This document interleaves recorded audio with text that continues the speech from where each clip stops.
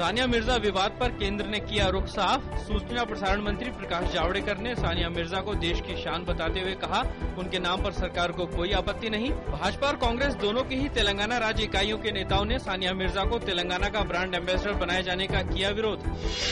TRS सांसद के कविता ने कहा कि तेलंगाना सरकार द्वारा सानिया मिर्जा को तेलंगाना का ब्रांड एम्बेसडर बनाए जाने का फैसला सोच समझ कर लिया गया है और सभी दलों को इस फैसले का सम्मान करना चाहिए।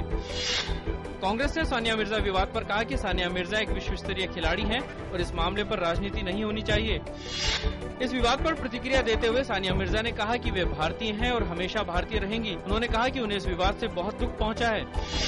मेंढक जिले में मानव रहित क्रॉसिंग पर ट्रेन ने स्कूल बस को मारी टक्कर। मसाईपेट गांव के पास हुए इस हादसे में बस के ड्राइवर और 12 छात्रों के मारे जाने की खबर। इस दुर्घटना में 16 लोग गंभीर रूप से घायल।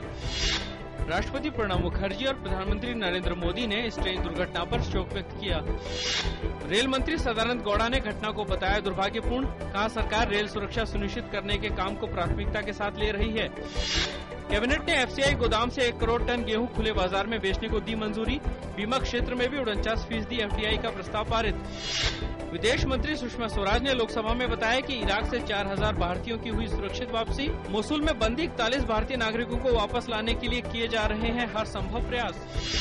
शेयर बाजार आज हरे निशान के साथ हुए बंद। सेंसेक्स 125 अंक की बढ़त के साथ 26,272 पर बंद हुआ। निफ्टी 35 अंकों के उछाल के साथ 7,831 पर बंद हुआ।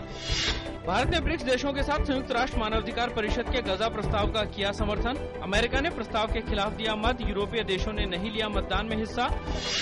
हमास के नेता खालिद मशाल ने कहा कि जब तक इजरायल गजा पट्टी पर से आर्थिक नाकेबंदी नहीं हटा लेता तब तक संघर्ष विराम नहीं हो सकता। मशाल ने मिस्र के साथ लगने वाली रफा सीमा को खोलने और फिलिस्तीनी कैदियों को छोड़ने की शर्त भी रखी। अंतर्राष्ट्रीय समुदाय से गजा में दवाएं, तेल और अन्य सामानों की आपूर्ति करने की अपील।